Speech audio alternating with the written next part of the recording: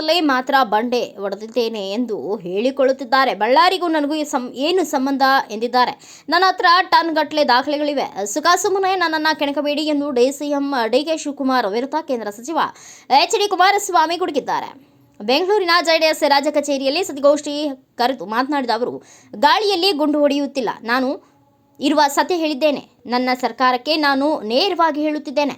ನನ್ನ ಮೇಲಷ್ಟೇ ರಾಜಕೀಯ ಹಗೆತನ ಸಾಧಿಸುತ್ತಿರುವುದು ಸರಿಯಲ್ಲ ಎಂದು ಎಚ್ಚರಿಸಿದರು. ಇಂದಿನಿಂದ ಈ ಜನವಿರೋಧಿ ಸರ್ಕಾರದ ವಿರುದ್ಧ ನೇರ ಯುದ್ಧ ಆರಂಭ ಮಾಡುತ್ತಿದ್ದೇನೆ.